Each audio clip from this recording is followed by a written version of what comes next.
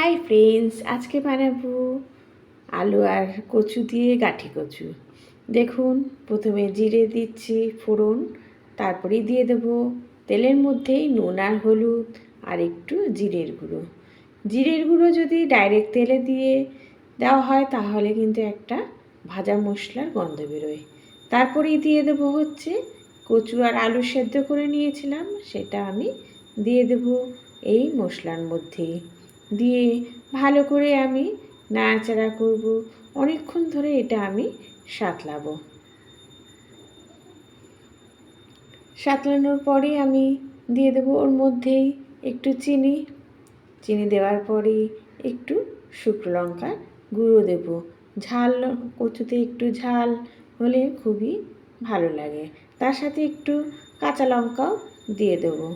দিয়ে এটা ভালো করে নাড়াচাড়া করব, অনেকক্ষণ ধরে এটা সাঁতলাতে হবে। কচুটা কিন্তু অনেক বেশি সেদ্ধ করে নেবেন না, হালকা সেদ্ধ করবেন, তাহলে সাঁতলাতে সুবিধা হবে। এবং না সাঁতলালে কিন্তু কোনো রান্নায় সেই টেস্ট আসে না।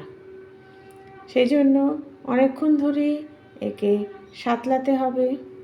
তারপরে দিয়ে দেবো একটু গরম জল। দেখুন অনেক অল্প করে একটু জল দিয়েছি, যাতে বেশিক্ষণ আর এটা ফোটাতে লাগবে না। কচুটা কিন্তু রেডি হয়ে গেছে। নামানোর আগে একটু ঘি দিতে হবে।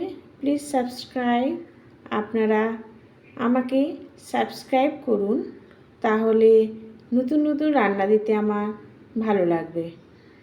প্লিজ পাশে থাকুন, সাপোর্ট করুন, লাইক কমেন্ট করবেন।